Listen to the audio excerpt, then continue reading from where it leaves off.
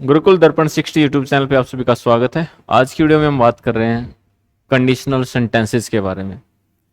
यानी आज हम बात करेंगे कंडीशनल सेंटेंसेस हमारे पास आते हैं उनको कैसे सोल्व करना है। कंडीशनल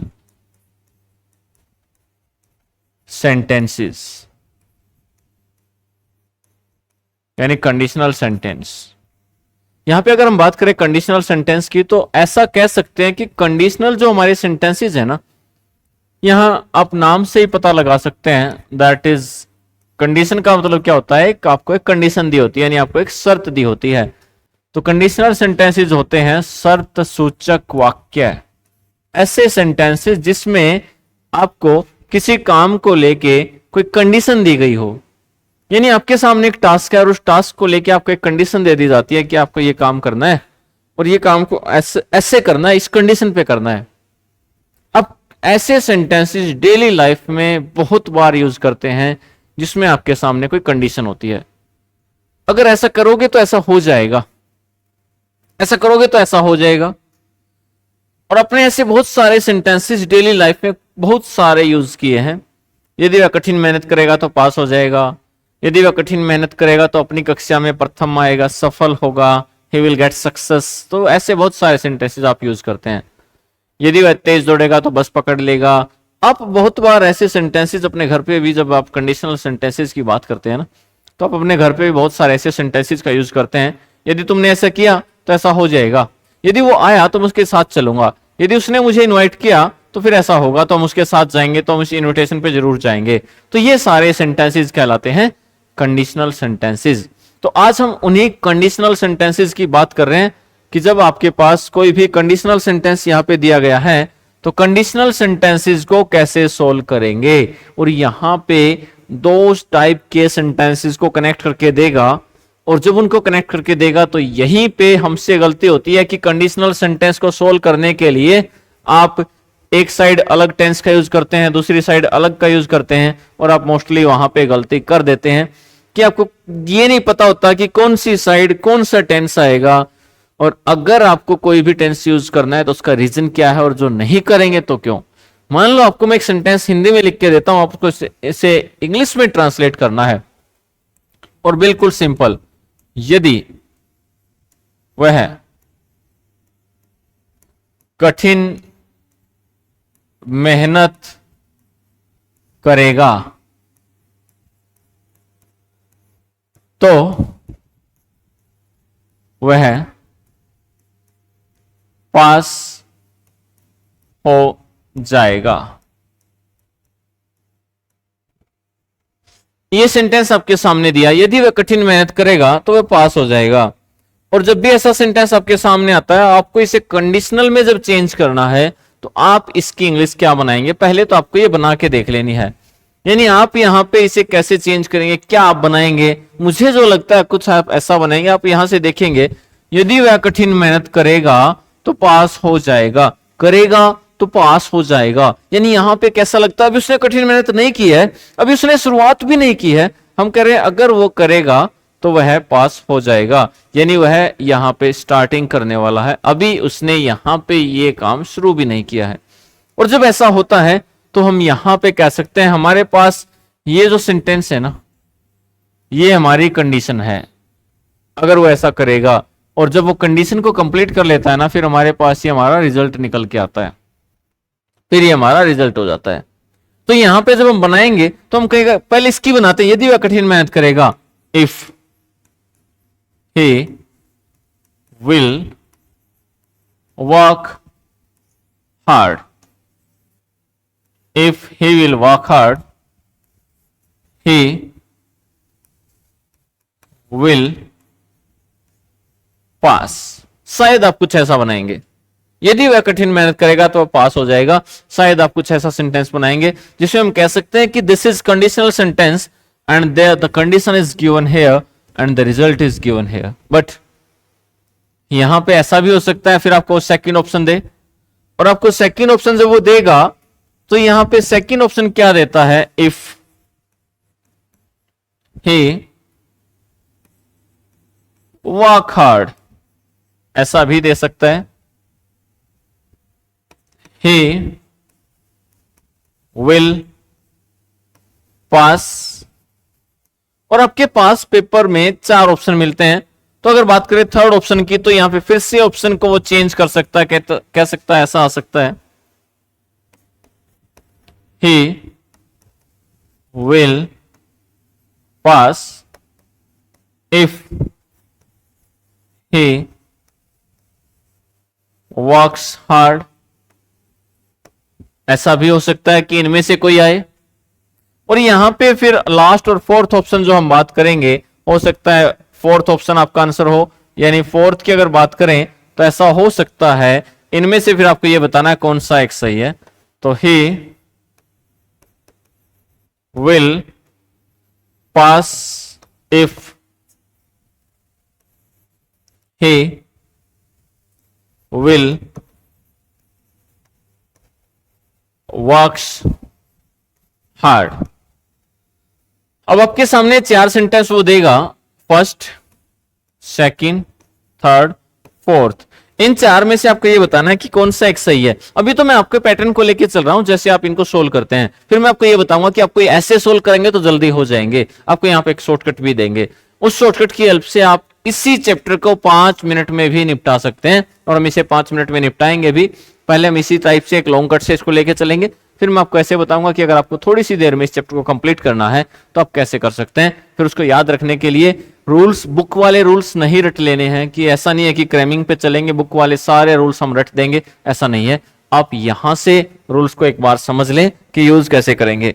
तो यहां पे अगर बात करें ना आपके आंसर की, तो आपका आंसर है ये वाला, यानी आपका जो करेक्ट आंसर है ना वो थर्ड है। तो कहता है कि यहां पे अगर सेंस में हम देखते, सेंस के अकॉर्डिंग तो पहला भी सही लग रहा था, यानी पहले में भी कोई गलती नहीं है अगर बात करें सेंस की, लेकिन आपका जो करेक्ट आंसर है वो है सिर्फ और सिर्फ थर्ड। अब हमें कैसे पता लगेगा कि कौन सा आंसर यहां पे करेक्ट है, राइट आंसर क्या है, हमने जो लगाया है, हमारा जो आंसर है वो किस वजह से गलत है, वहां पे क्या गलती हुई है। इन्हीं चीजों को समझने के लिए आज हम आपके सामने लेके आए हैं चैप्टर कंडीशनल सेंटेंसेस। तो राइट आंसर तो ये है, लेकिन ये राइट आंसर कैसे है और ये हमारे जो गलत आंसर्स हुए ये किस वजह से हमारे गलत आंसर्स हुए हैं, इसी बात को आज हम समझेंगे कंडीशनल सेंटेंसेस के। तो कंडीशनल सेंटेंसेस को शुरुआत करते हैं इसी चैप्टर की, और अगर आपको कोई भी डाउट आता है तो आप कमेंट करके बता सकते हैं कि यहां पे आपको डाउट आया है। मैं आपको बिल्कुल बेस से, जीरो से मैं ये मान के चलूंगा आपको कुछ नहीं आता है, आपको कंडीशनल बिल्कुल नहीं आते हैं, तो वहां से हम कंडीशनल सेंटेंसेस की शुरुआत कर रहे हैं। अब बात करते हैं कंडीशनल सेंटेंसेस में आपके सामने एक क्या होती है, आपके सामने एक होती है कंडीशन, यानी आपके सामने कंडीशन होगी, एक शर्त दी होगी, और जब आप उस कंडीशन को कंप्लीट कर लेते हैं ना, जब आप उस शर्त को पूरा कर लेते हैं, तो जब आप कंडीशन कंप्लीट कर देंगे तो आपके सामने एक रिजल्ट निकल के आएगा। मैंने कहा यदि तुम तेज दौड़ोगे तो आज तुम्हें 100 रुपीज मिलेंगे, तो मैंने यहां कंडीशन क्या रखी है, यानी आपको 100 रुपीज कब मिलेंगे, जब आप यहां पे तेज दौड़ते हैं। तो यहां पे आपकी कंडीशन है कि आपको तेज दौड़ना पड़ेगा, और तेज दौड़ने के बाद आपको मिलेंगे 100 रुपीज। यानी ये जो 100 रुपीज है ना, ये हमारी तरह से एक रिजल्ट है, जो आप यहां पे आपको एक रिजल्ट मिलेगा, और वो होगा आप पास हो जाओगे, आप बस पकड़ लेंगे। बहुत सारे ऐसे सेंटेंसेस आप बोलते हैं, आप अपने घर पे कई बार कहते हो, यदि आज तुम 5 घंटे तक सोते रहोगे या सोते रहे तो तुम्हें ये प्राइज मिलेगा, ये तुम्हारा लॉस होगा, तुम्हारे साथ ऐसा होगा, तुम्हें ये पनिशमेंट मिलेगी। तो ये सारे क्या हैं, ये सारे हैं कंडीशनल सेंटेंसेस, जहां डेली लाइफ में, अपने घर पे, कहीं भी आप बातचीत में शर्तों का यूज कर रहे हैं, कंडीशंस का यूज कर रहे हैं, दैट इज कंडीशनल सेंटेंसेस, उन्हीं को समझ रहे हैं। तो आपके सामने एक कंडीशन होगी, और जब कंडीशन को पूरे कर देंगे तो रिजल्ट आएगा। तो यहां पे इसको थोड़ा सा शॉर्ट कर लेते हैं। अब कंडीशन को हम क्या कहेंगे और रिजल्ट को क्या कहेंगे, तो मैं आज के बाद, अभी के बाद कंडीशन को कहूंगा सी और रिजल्ट को कहूंगा आर। यानी यहां पे जब भी आपके पास कंडीशन होगी तो उस कंडीशन को मैं क्या कहूंगा, सी। यानी आपको याद रखना है सी का मतलब क्या है, सी का मतलब है कंडीशन।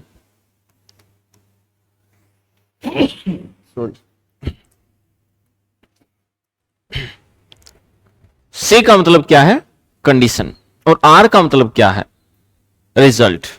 तो यहां पे जो सी है ये कंडीशन है, ये रिजल्ट है। आपको याद रखना है जो इफ आएगा ना, जो आप इफ का यूज करेंगे हमेशा सी से पहले यूज होगा। यानी जो आप इफ का यूज करेंगे, इफ कहां यूज होगा, हमेशा ही इफ का यूज करेंगे सी से पहले।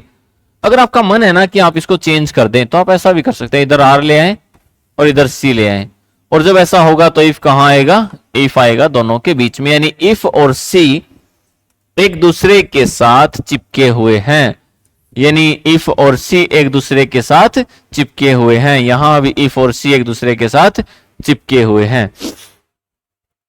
तो यहां पे आपको दो बातें ध्यान रखनी है, first one is condition, second one is result. Condition जो होगी उसे आप किस नाम से जानते हैं, सी के नाम से जानते हैं। जो रिजल्ट होगा उसको आप किस नाम से जानते हैं, आर के नाम से जानते हैं।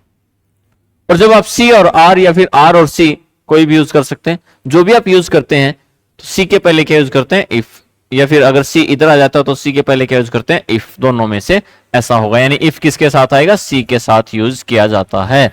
तो इफ यूज होगा हमेशा सी के साथ। अब यहां पे कहता है कि इफ का यूज करेंगे हमेशा ही सी के साथ, लेकिन आपको यहां पे जो ध्यान रखने वाली बात है ना, वो यहां पे ये है कि जो जिस बात पे आप सबसे ज्यादा ध्यान देंगे वो ये होगी, जब आपके पास सी है तो सी में वर्ब की फर्स्ट फॉर्म प्लस एस और ई एस आता है हमेशा।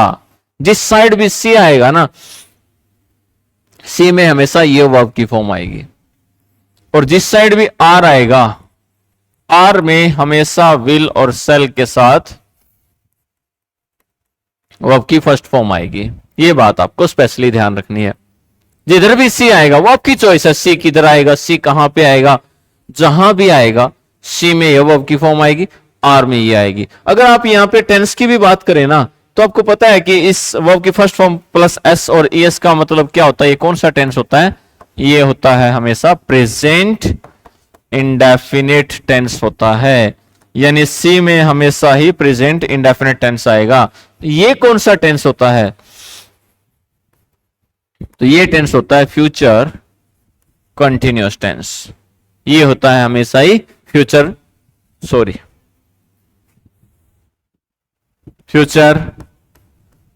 Indefinite tense. एक प्रेजेंट इंडेफिनिट, एक फ्यूचर इंडेफिनिट। अगर आपको टेंसेज में डाउट है, आपको टेंसेज नहीं आते हैं, तो इससे समझ लीजिए, एक तरफ आपकी फर्स्ट फॉर्म, दूसरी तरफ will sell plus first form, बस इतनी सी बात है।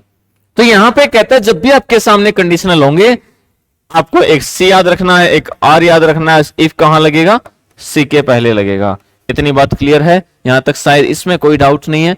यहां पे कौन सी फॉर्म लगेगी, फर्स्ट फॉर्म प्लस एस और ई एस लगेगी। यहां कौन सी लगेगी, विल सेल के साथ फर्स्ट फॉर्म लगेगी। और मैं इस इतनी सी बात पे, इस इतनी बात पे ये कहता हूं कि एक कंडीशनल खत्म हो गया। तीन कंडीशनल है हमारे पास, एक कंडीशनल इतने में खत्म हो जाता है। बस इतना सा आपको करना है और यहां तक आपका एक कंडीशनल खत्म, आपका यहां पे एक नंबर कंफर्म हो जाता है अगर आप कंडीशनल को अच्छे से समझ लेते हैं। मुझे लगता है यहां पे आपको कोई भी डाउट नहीं होना चाहिए। अगर डाउट है तो बता सकते हैं, लेकिन यहां तक हमारा एक कंडीशनल कंप्लीट हो जाता है। और इस एक कंडीशनल के कंप्लीट होने पे हम ये कह सकते हैं कि यहां से रिलेटेड कोई भी क्वेश्चन पूछेगा तो उसके एग्जांपल्स क्रिएट कर सकते हैं। आप खुद एक सेंटेंस के 10 एग्जांपल्स बना के देख सकते हैं। मैं भी आपको एक सेंटेंस के बना के दिखाता हूं। देखिए, जब आप कंडीशनल में बात करते हैं, आप कोई भी कंडीशन ले, उसका कोई भी सेंटेंस बनाए। इफ, अभी जो मैंने सेंटेंस लिखा था उसी को दोबारा लिख रहा हूं। He works hard, he will pass the exam. ये कुछ ऐसा सेंटेंस हमने लिखा था, ही विल पास तक लिखा था। अब इसको हमने he will pass the exam कर लिया। सबसे पहले आपको यहां पे ये बताना है कि ये जो सेंटेंस आपके सामने लिखा है, इसमें कंडीशन क्या है। यानी आपको यहां पे कंडीशन क्या दी गई है, शर्त क्या है इसमें। आप कहेंगे शर्त तो ये है कि उसे कठिन मेहनत करनी पड़ेगी। यदि वह कठिन मेहनत करेगा, अब मैं कहता हूं कठिन मेहनत करेगा तो क्या हो जाएगा, फिर आप कहेंगे वो पास हो जाएगा। अगर उसने कठिन मेहनत की तो कठिन मेहनत करना तो हमारी कंडीशन है, और अगर उसने इस कंडीशन को कंप्लीट किया तो हमारा रिजल्ट आएगा कि वो पास हो जाएगा। और जब ऐसा होता है कि ये कंडीशन है और ये रिजल्ट है, और वो कंडीशन को कंप्लीट करेगा और हमारे सामने रिजल्ट आएगा, तो this is C, this is R. और इफ हमेशा कहां आता है, हमेशा सी से पहले आता है, और ये सेंटेंस एकदम सही है। अभी मैंने बताया था सी में कौन सी वर्ब की फॉर्म आएगी, फर्स्ट फॉर्म प्लस एस और एस। आर में कौन सी आएगी, विल या फिर सेल, और उसी के साथ वर्ब की फर्स्ट फॉर्म, और ये पहला कंडीशनल कंप्लीट।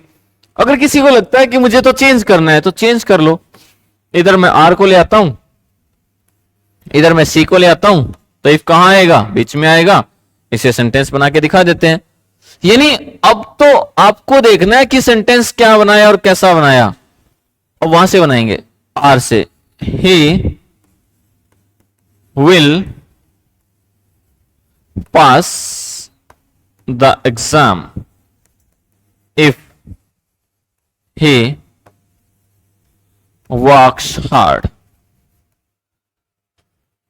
अगर ये भी बनाता है तो अब यहां पे ये क्या है, मैं आपसे पूछता हूं ये क्या, आप कहेंगे ये तो सी है, तो फिर ये क्या है, आप कहेंगे ये तो आर है। तो इफ कहां आएगा, इफ आएगा सी से पहले। आप ऐसे लिखो, आप ऐसे लिखो, both sentences are correct, both have the same meaning, both have the same sense, but यहां पे जब आप if को यहां यूज करते हैं तो यहां पे आपको कोमा यूज करना है, और जब आप if को बीच में यूज कर लेते हो तो किसी प्रकार के कोमा की जरूरत नहीं है, क्योंकि आपने यहां पे एक कंजंक्शन यूज कर लिया है। तो यहां तक हम ये कह सकते हैं कि फर्स्ट कंडीशनल आपका कंप्लीट हो चुका है। First conditional complete, only 3 conditionals are here. ऐसे ही समझेंगे, एक एक पॉइंट समझ में आएगा। एक और सेंटेंस ले लेते हैं, फिर आते हैं सेकंड कंडीशनल पे। अब कहता है और कोई सेंटेंस जो आपके माइंड में हो, आप भी कोई भी सेंटेंस बना के बदल के देख सकते हैं, सेम फॉर्मेट पे वो काम करेगा। अब आप कोई भी अपने घर का, डेली लाइफ का कोई भी सेंटेंस ले सकते हैं। इफ ही स्पीक्स लाउड, अपने का यदि वो ऊंची आवाज में बात करेगा, यदि वो जोर से बोलेगा, आई विल स्कोल्ड हिम, तो मैं उसे डांट दूंगा। तो यहां पे कंडीशन क्या है, आप उसे कब डांटेंगे, आपने कहा मैं तो उसे जब डांटूंगा जब वो ऊंची आवाज में बात करेगा। यानी यहां पे ये आपकी कंडीशन है। अगर उसने ऊंची आवाज में बात नहीं की, हम उसे नहीं डांटने वाले हैं। यानी आपका ये रिजल्ट कब निकल के आएगा, ये रिजल्ट जब निकल के आएगा जब ये इस कंडीशन को पूरी करेगा। आप किसी को बोल देते हैं कि मेरे पास ये जग है, एक जग है और उसमें पानी डाल रहे हैं, और आप कहते हैं जब तक ये भर नहीं जाएगा ना तब तक मैं इस टैप को बंद करने वाला नहीं हूं। यानी कंडीशन क्या है इस जग को भरने की, भर जाएगा तो क्या करोगे, उसे बंद कर दोगे। लेकिन जब तक नहीं भर जाएगा, वो चाहे पॉजिटिव हो चाहे नेगेटिव हो, सेम सेंस में यूज करते हैं। और जब सी यहां आया तो इफ कहां आएगा, यहां आएगा। सी में कौन सी वर्ब की फॉर्म आती है, ये फॉर्म आती है। आर में कौन सी आती है, ये आती है। तो डाउट ही कहां बचा है। तो इतने में बात हम क्लियर कर सकते हैं कि अगर सी आया तो ऐसे करेंगे, आर आया तो आप चाहते हैं आर से बनाए, मैं ऐसा नहीं कह रहा हूं कि ऐसा ही बनेगा, नहीं, आर इधर सी इधर, ऐसा ही बना सकते हैं। I will scold him if he speaks loud, अगर ऐसा है तो भी सही है। यानी यहां पे अगर बात करें, ये वाला जो हमारा सेंटेंस है ये क्या है, सी या आर, अब आर, और ये क्या है सी, इफ से किसको जोड़ देंगे, सी को। तो हमारा यहां तक फर्स्ट कंडीशनल कंप्लीट हो जाता है। अब आते हैं सेकंड कंडीशनल पे। Only 3 conditionals are here. तीनों को समझ लेना, 3 लाइन में 3 कंडीशनल खत्म हो जाते हैं। सेंटेंसेस बना के देखोगे सारे बनेंगे, सोल्व करके देखोगे सारे सोल्व होंगे। वो हम सेंटेंसेस करके भी देखेंगे किस प्रकार से इनको सोल्व करना है। आते हैं नेक्स्ट कंडीशनल यानी सेकंड कंडीशनल पे। एक बात तो आपको भूलनी ही नहीं है शुरू से लास्ट तक, वो कौन सी है? वो है सी, वो है आर। इफ कहां? यहां पे। अगर आपका मन है इसको चेंज करने का तो that's your choice, R C. और इफ कहां? इफ यहां पे।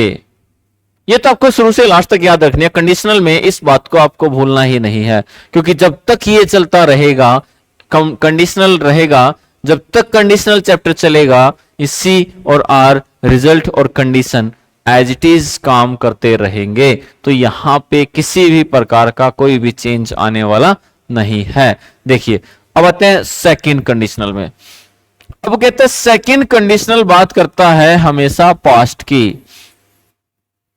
अभी हम बात कर रहे थे फ्यूचर की। आपने अभी काम करना शुरू नहीं किया, आप शुरू करेंगे तो आप पास हो जाएंगे, आप ये कर देंगे, वो कर देंगे, बहुत सारे ऐसे सेंटेंसेस आप, यानी फर्स्ट कंडीशनल में आप किसकी बात कर रहे थे? अभी आप बात कर रहे थे फ्यूचर की। तो अब सेकंड कंडीशनल में आप फ्यूचर की बात नहीं करेंगे, अब आप बात करेंगे पास्ट की। पास्ट में भी ऐसा इंसिडेंट जो रियल नहीं है, इसलिए यहां पे बोलते हैं अनरियल इमेजिनेशन। अवास्तविक कल्पना आपके सामने होगी, अनरियल इमेजिनेशन आपके सामने होगी, जहां पे आप जिस स्टेटमेंट की बात करोगे वो रियल नहीं होगी, यानी ऐसा हुआ ही नहीं। अगर ऐसा नहीं हुआ है तो फिर आप ऐसे सेंटेंसेस में यूज करते हैं सेकंड कंडीशनल। ऐसे सेंटेंसेस जहां पे आप ये कह सकते हैं कि ये काम नहीं हुआ है, दैट इज अनरियल। जो नहीं हुआ, जो नहीं है, दैट इज अनरियल। आपका कोई फ्रेंड है, आपने कहा यदि वह कठिन मेहनत करता तो पास हो जाता। चलो इसी को लिख लेते हैं, यदि वह कठिन मेहनत करता तो वह परीक्षा पास कर लेता। अब ऐसे दे दिया, तो जब यहां पे आप इस सेंटेंस की इंग्लिश बनाएंगे तो फिर से कुछ ऐसा, यदि वह कठिन मेहनत करता तो परीक्षा पास कर लेता। सबसे पहली बात, कंडीशन क्या है? आप कहोगे कंडीशन तो यह है कि उसे कठिन मेहनत करनी पड़ेगी। अगर कठिन मेहनत कर ली तो क्या होगा? आपने कहा अगर कठिन मेहनत कर ली तो रिजल्ट आएगा कि वो पास हो गया। लेकिन वो कह रहे हैं कि अगर करता तो पास होता। इट मींस ये प्रेजेंट है या पास्ट है? तो आप कहेंगे ये तो पास्ट है, यानी ना तो उसने कठिन मेहनत की है और ना वो पास हुआ है। इसमें कहता है कि ना तो उसने कठिन मेहनत की है और ना वो पास हुआ है। अगर वो कठिन मेहनत कर लेता तो वो पास हो जाता। ऐसी कोई भी स्टेटमेंट, ऐसा कोई भी सेंटेंस जिसमें पास्ट के ऐसे इंसिडेंट की बात करता है जो नहीं हुआ, जो नहीं हो सकता, जो आज नहीं है, आपने नहीं किया, उसके लिए किसका यूज करेंगे? सेकंड कंडीशनल का यूज करेंगे। वहां पे पास्ट का इंसिडेंट होगा, यानी सेकंड कंडीशनल में अगर इसमें यहां पे बनाए, हम ऐसा बनाएंगे, पहले मैं आपको डायरेक्ट बना के दिखा देता हूं फिर रूल बताता हूं। If he worked hard, if he worked hard, he would pass the exam. If he worked hard, he would pass the exam. यदि वो कठिन मेहनत कर लेता तो परीक्षा पास कर लेता, यानी यदि वह कठिन मेहनत करता तो परीक्षा पास कर लेता। यानी उसने कठिन मेहनत नहीं की, जिसकी वजह से वो क्या हुआ? फेल हुआ, यानी परीक्षा पास नहीं कर पाया। आप यहां पे आर और सी में चाहे तो चेंज कर सकते हैं, आप ऐसा भी बना सकते हैं, he would pass the exam if he worked hard. यानी पहले आर को लिखो, पहले सी को लिखो, दैट्स योर चॉइस। आपको देखना है कौन सा पहले लिखोगे, कौन सा बाद में लिखोगे, सेम आंसर आएगा। तो यहां पे आगे बढ़ते हैं, रूल की बात करते हैं। रूल क्या है सेकंड कंडीशनल में? तो कहते हैं सेकंड कंडीशनल में जो रूल है ना, सेकंड देखिए, सबसे पहले वही बात, सी और आर, यहां पे क्या आएगा? इफ आएगा। अच्छा आप बताइए पहले कंडीशनल में क्या रूल था? पहले कंडीशनल में वर्ब की पहली फॉर्म, सी की बात कर रहे हैं, और दूसरे पार्ट में भी सेम है। दूसरे कंडीशनल में दूसरी वर्ब की फॉर्म और तीसरे कंडीशनल में तीसरी वर्ब। मैं अभी आपको थोड़ी देर पहले कह तो रहा था कि 1 मिनट में चैप्टर खत्म किया जा सकता है। कैसे? पहले कंडीशनल में पहली वर्ब की फॉर्म, दूसरे कंडीशनल में दूसरी वर्ब की फॉर्म, तीसरे कंडीशनल में तीसरी वर्ब की फॉर्म। तीसरी वर्ब की फॉर्म आती है हेड के साथ, दूसरी आती है अकेली, पहली आ सकती है एस और ईएस के साथ, एस और ईएस के साथ। उधर भी अगर जाएंगे ना आर में ही, मैं आपको समझाऊंगा, अभी सिर्फ बता रहा हूं, ये तो एक ट्रेलर है। यहां पे बात करते हैं तो यहां पे आएगा विल या फिर सेल और उनके साथ वर्ब की फर्स्ट फॉर्म। और जब सेकंड में आते हैं तो इस साइड आने के बाद विल सेल की सेकंड फॉर्म क्या होती है? वुड। और आपको पता है मॉडल्स के साथ हमेशा कौन सी वर्ब की फॉर्म आती है? First form. यहां पे थर्ड में बात करें तो यहां पे वुड, वुड के साथ फर्स्ट फॉर्म यानी मॉडल्स के साथ फर्स्ट फॉर्म और उसके साथ वर्ब की थर्ड फॉर्म। एक बात याद रखना, आपको कंप्लीट कंडीशनल ये है बस। मैं आपको कितने सेंटेंस लिखूं, कितने सेंटेंस में घुमाता रहूं, कंप्लीट कंडीशनल सिर्फ ये है।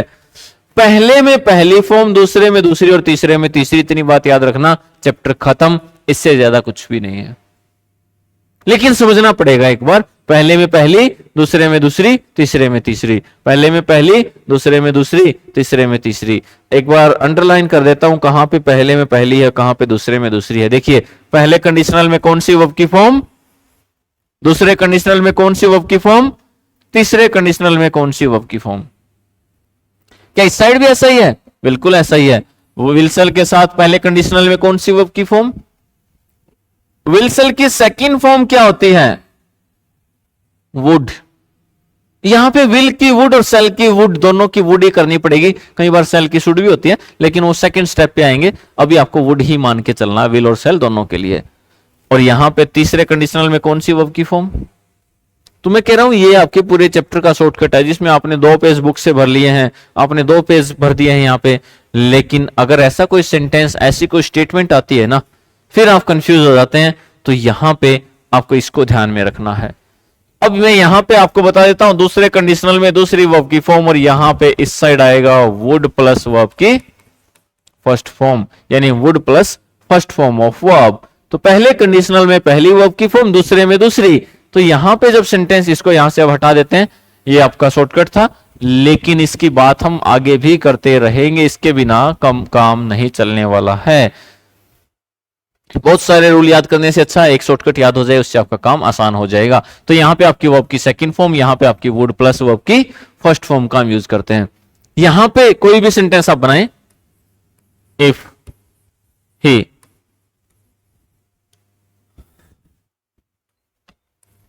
called me, if he called me, I would help him। वो कहता है अगर वो मुझे कॉल करता तो मैं उसकी हेल्प कर देता।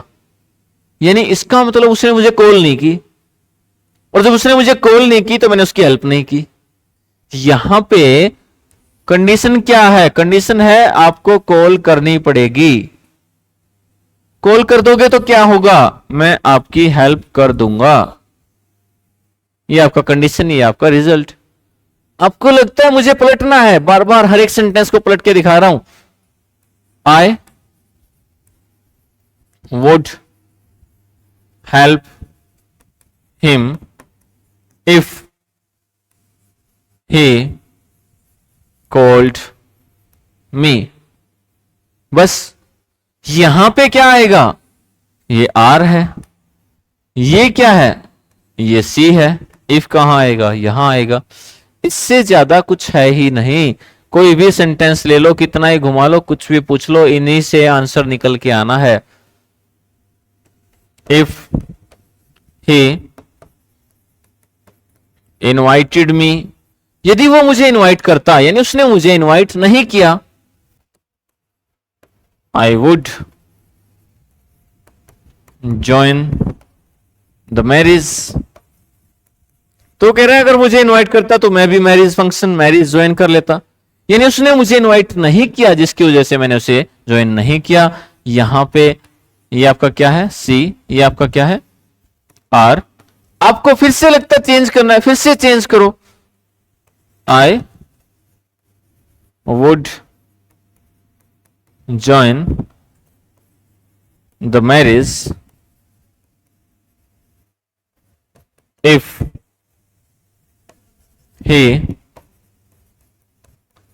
invited me। बस।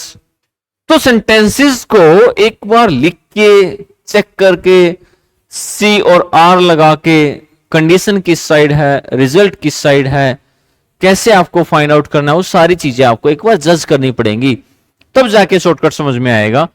और इस चैप्टर में भी बहुत कुछ है, लेकिन अगर आपको यहां तक समझ में आया है तो आगे भी सारा समझ में आएगा। 100% समझ में आने की गारंटी तो मेरी है। किसी भी बुक से कोई भी डाउट आप करके देखेंगे तो कंप्लीट होगा, लेकिन उससे पहले आपको एक बार इनके शॉर्टकट्स, इनको एक बार प्रैक्टिस में लेना पड़ेगा, एक बार समझना पड़ेगा। यहीं से नेक्स्ट क्लास में हम स्टार्ट करेंगे जहां पे हम रोक रहे हैं। हमने अभी तक 2 कंडीशनल की बात की है, लेकिन ऐसा नहीं है कि 2 कंडीशनल पूरी तरह से हमने कंप्लीट कर लिए हैं, अभी थोड़ा सा रहता है। यहीं से शुरुआत करेंगे नेक्स्ट क्लास में, यहीं से कनेक्ट करके फिर से स्टार्ट करेंगे। तो मिलते हैं नेक्स्ट क्लास में। Thank you.